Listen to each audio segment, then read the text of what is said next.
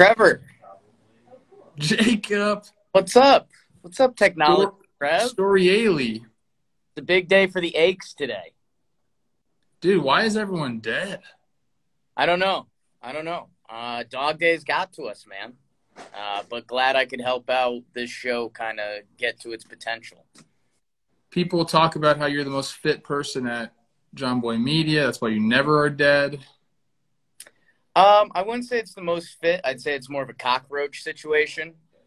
You put your body through enough, you just survive. Put some toxins in it every once in a while so it knows how to handle them. You don't have to tell me about that. Me neither. Okay. Well, I'm happy to have you back. I told the people before this, do you want to send Kris some good vibes? Yeah. Just send him out there. How are you feeling first, and then I'll deal with him. I'm like a 4 out of 10 today. 4 out of 10. Okay. Yeah, like a negative. Like I wasn't even registering on that scale. I was You so looked bad. You FaceTimed me. You looked awful. Yeah, it wasn't fun, dude. But we're feeling better today. I hydrated. I even ate something this morning, so I played through it. Yeah, we'll think of Kris, and if I get stuck today, I've actually got someone that might be able to help me with some. James, look at this. Just absolute all-stars today. Screw Chris Rose. Wally Pips. Formerly the #1 podcast in the world, and now it's just – well, now we're the #1 podcast. We took it over again. It doesn't matter. I wrote the questions today. Are you guys both going to answer these? We're going to – every other word. No. Don't ruin our beautiful baseball today show. Let's get started. People are here. They want to hear us talk Let's hear about baseball. I'll tap Jim in when we need him. Okay. Question number 1. Giants win on the Dodgers off day to tie things up on top of the NL West. Dodgers head to San Fran for 3 games this weekend. Jacob, I'm going to ask you, which team will be atop the standings on Monday? Do we know who the Dodgers are twirling? Because it's who you got? We have Price starting today, and then I believe it's Urias, and then it's Buehler. I don't have the Giants available yet. Oh, that's right. They're starting to get the injury bug a little bit, and they're getting worn out. Man, I'm rooting Giants, Trev. I don't have to tell you. I'm a chaos guy, and they've been some of the most beautiful chaos of this season. But, man, it's just – how long have we been saying that it feels like the Dodgers are going to sneak up and clip the Giants last week of the season? And this could be it. I really hope the Giants fight. That being said, I'll probably sprinkle a little bit on the Dodgers. You're going to sprinkle a little bit on the series. Okay, I kind of feel the same way as you. 8-8 matching up against each other this year. I believe this is the last time they play each other. Dodgers have won the season series in San Francisco. I think they're up 4-2 on the Giants. So I do think that the Dodgers end up winning 2 out of 3. They're kind of they're that team. They've been the shark in the water lurking. It's getting that music, the crescendo started getting faster and faster and faster. And boom, they took the Giants down from first place. Now they're tied again. I think on Monday, I think the Dodgers win 2 out of 3, and we're back talking about them keeping it the rest of the way. They're just that good. It's going to be – I think I mentioned this yesterday. I think we're going to be saying it on Talking Baseball a lot like we did last year. Is this all going to be for naught, and the Dodgers are going to be on top at the end of the year? And we're like, oh, yeah, that makes sense because they're loaded. Yeah, I mean, shout out Gabe Kapler. Nice video you posted of him yesterday. I think he dyes his beard because that's a black beard. It doesn't look natural. Thoughts? It's a great video by Jake. I was happy with how viral but how big it got. People respected what was happening in that video. So I'm going to pull it up to see if he dyes his beard because that's like almost an instant out for me. Haven't you dyed your beard, Jim? On Halloween, when I was the captain of the Titanic one Halloween. Stop. You're more like Gabe Kapler than you want to admit, all right? Very similar people from everything I've gathered. Moving on, question 2. This one's dear to my heart. Kris Davis returns to the A's and doubles on the first freaking pitch. he sees. Ends the day 2 for 3 with an RBI off the bench and an 8-6 Oakland win. Is KD the magic the A's need to catch the Astros in the AL West? Wow, Trev, you know me, eternal cockroach. And I didn't even think you were going to say Astros. I thought you were going to say Red Sox. The Astros are gone for me. I think the game's back. Yes, I know they're there, but it is like you do have to be real at some point that, man, the Astros are the Astros. They've been the big brother. Like if the A's sneak up and they do it, I don't think it's going to be because of Kris Davis. Jimmy's looking at some of my funny tweets from yesterday. Yeah, man, I don't think it's gonna. I don't know. No, I'm sorry, Oakland. I don't think they catch Houston either, but I do think he is the magic that can propel them to some victories. I'll tell you why. Because they don't slug as a team. Okay. They don't hit for power. I think they have Matt Olson, who's doing his thing, 550 slugging, and the next qualified guy they have is Ramon Laureano, like at 440. Kris Davis brings that element to the game, which we saw yesterday in the first pitch. I like his bat in the lineup. Every once in a while, he's going to play sparingly, I believe. Probably, come off the bench when they need him or DH some days, all that good stuff. Saw a lot of you and Katie pictures yesterday. Your guy, Katie. What's that? Saw a lot of pictures of you and Kris Davis yesterday. Me and KD, we're tight. We're tight for sure. But back to him playing, I just think it's a really cool story, and stories win at the end of the year. You know that, man. I love stories. Matt Chapman called Kris Davis and said, "Get off the couch, dude. We need you." KD said, "Okay." Went to AAA, banged like 6 homers in 6 days before getting the call. I like those type of stories, and I really feel like they have some sort of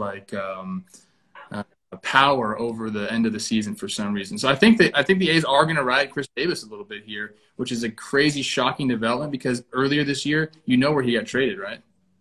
Your Texas Rangers. Oh, my gosh. So he got some of that stench on him. I believe he washed it off back in Oakland, helping them chase down either the Red Sox or the Astros. If we can get you a couple end-of-the-year AAA at-bats next year, do you think you could go ham-bone for a little bit? This is a true story. I swear I did not make this up. I dreamt that I got a call from the Twins to come play. This is last night I dreamt this.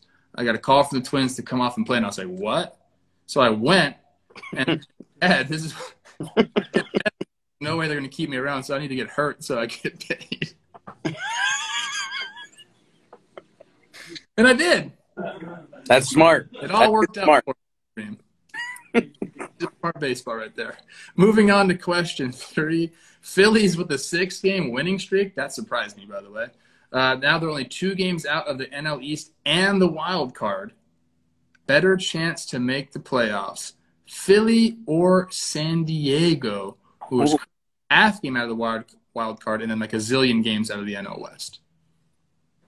You have to lean Philly because they have a kind of a division shot and a wild card shot now, where San Diego, it's wild card or bust.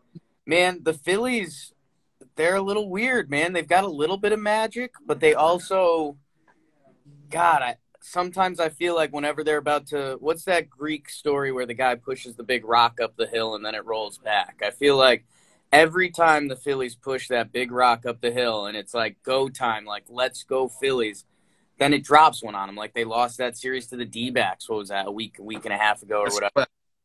And like Phillies can't do that this time of year. So, dude, I'm starting to get juiced up about the Padres. Like Snell is going, Musgrove is going, Darvish is back. I'm starting to drink a little Padres Kool-Aid again. So you're picking the Padres. I'll go Padres. You're absolutely insane. I know. Picking the Padres. Let me tell you why. Philly's schedule. We're a schedule pod at Talking Baseball. Either the number 1 or number 2 show, depending on the day you look. Philly's schedule. Miami.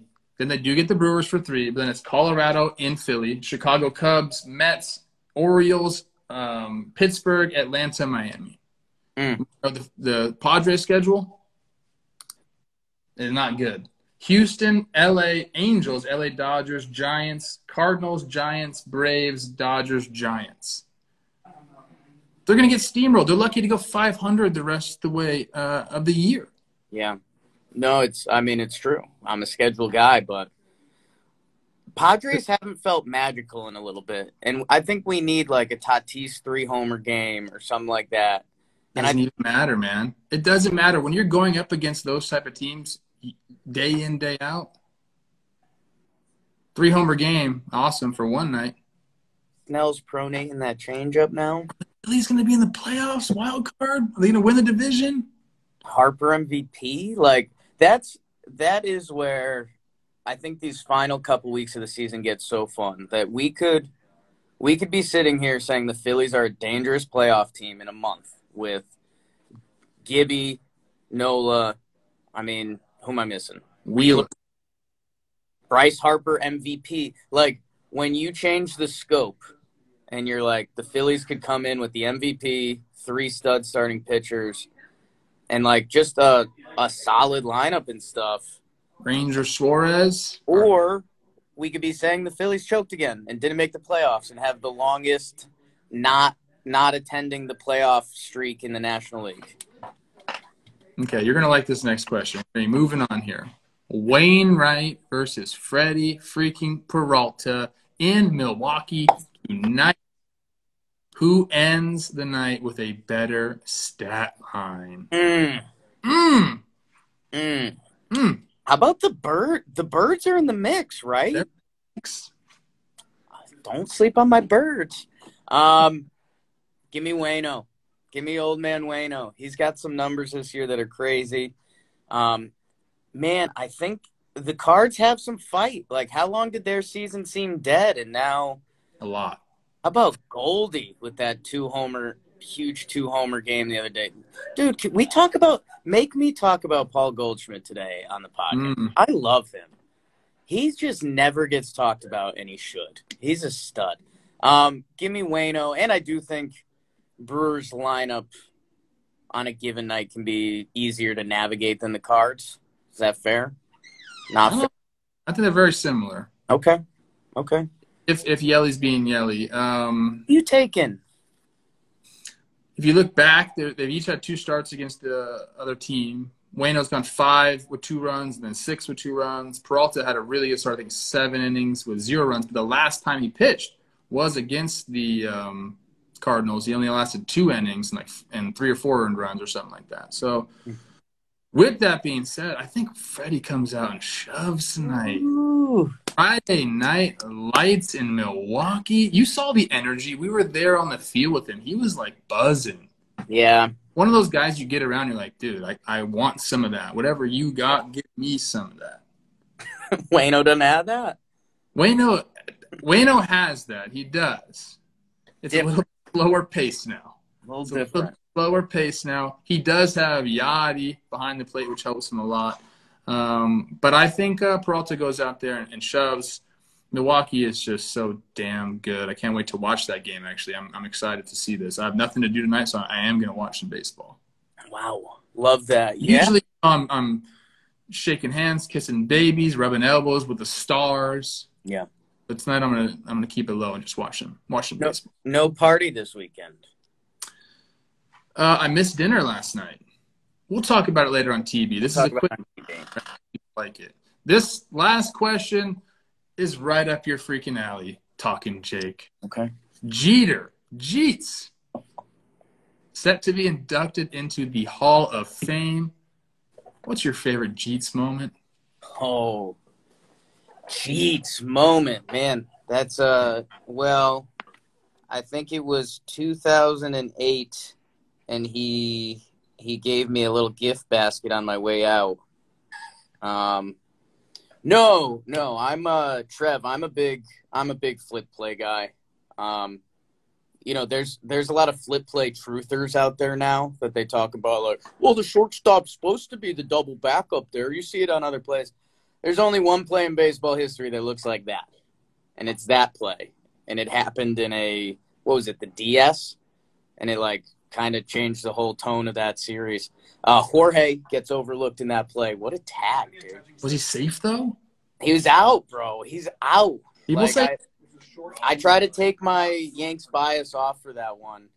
I think he gets him in between the legs, and it's before the foot hits the plate. I love that play. In between the legs, so that's not the legs. Well, in between your legs is also your legs. Like, I can show you. Like, these are my – whoa, look at those calves up close. Oh, mama. All right. I think I knew you were going to – What's your Jeets play, huh? You're the biggest Jeets guy in the pod. I know I give Jeets a lot of crap, but I actually like him. He's always been really nice to me. I love that Jeets is, like, taller than everyone thinks. He's a sneaky big boy. My favorite play is the catch into the stands. Actually, before this, I just watched this little, like, spotlight on that play. A young Michael Kay was talking about it. Jeets goes into the stands. Did he really need to go in the stands? Like, I'm like 70% sure he didn't need to go in the stands, but also, like, that's badass. When you're an infielder, that's all you want to do is go into the stands, so you get people, like, feeling bad for you. And then when he landed in these people's laps, it might as well have been Jesus Christ. Yeah. It's their savior. There's one lady that anointed him on the head. Do you remember that? Yeah. She had his head like this, like he literally was Jesus. Gets up, got the bruise in, and my favorite part of it all is he's got the chain popped. Nice, easy chain, nothing crazy. But he's got the glove up, ball right there. He wants to make sure everybody knows, I didn't drop that shit. Yeah. A-Rod's soft, didn't even go after the ball, calls for the trainer. Jesus, dude, get out of here. This is my moment. Leave me alone. A-Rod didn't want it. You had no part of that ball. He didn't want it. But then people forget that game was off. They went 13 innings. Miguel Cairo ties the game. Miguel Cairo, awesome. One of the uglier dudes to ever play the game, but also very cool. And who was Flaherty with the walk-off knock in 13 against the Red Sox, big game. So Jeets dive play, big for me. Jimmy, you like Jeter? I do like Jeter, yeah. What's your favorite Jeets play, Jimmy? Jeets moment. Play, there's one where him and Cano are going over, running out to shallow center field, and Jeter literally dives over Cano's body. It's just a really cool visual. Like, Cano dives low and he dives high. And they're, like, laying on top of each other, but Jeter makes the catch. Okay. Moment? Like, leadoff world home run versus the Mets in the World Series. Just like, hey, you guys suck. Classic fist pump by Jeets, too. Like that's like a monumental thing. Like, Tiger has the wheel and Jeets has this. Yeah. Like, that's really hard to make look cool, too, because, I mean, umpires kind of had that market cornered. Like, if we do it, I don't think it looks cool. When Jeets did it. I'm like kind of like this guy. Like, I'm punching something down. Give me your impromptu. Ceiling on. Jimmy, what is that? Is this Well-Dressed Friday, Jim? We were talking. Jimmy's got his Magic Spoon Freaky Friday over here. God. I thought I was going to wear a hoodie all day, so I was like, well, I'll wear this loud shirt. That doesn't really fit me. But it's hot. Crazy on you. I love it. Hot. All right, this is a 20-minute show. We're done. Thank you for joining us on Baseball Today. Hopefully, C-Rose will be back on Monday. If not, we'll just run the show. It's no big deal. Jake, what do you got coming out in JOMBOY Media? JOMBOY Media. Well, I'm going live on Talking Baseball with you. I have the IO. In 10 minutes. Jimmy has the IL. I think I'm NL today, so it's a huge episode. Bat and lead off. And, hey, Trev, I know we baseball company. I might make you watch it and get some judgment out of you. Did a football thing with Bobby Skinner on Wake and Jake. Little NFL preview yesterday. So. Ooh, my nemesis, Bobby Skinner. I know. Pool rivals. From pool friends to pool rivals. So, yeah, man. All right. I'll see you on Talking Baseball shortly. Thank you for joining us. And then everybody here that watches baseball today, we'll see you Monday, either 11 Eastern or 11:30 Eastern. I got to get the time from Chris. He's battle-botting it up right now. Hard. See you, Trev. Get better, bros. Love everyone.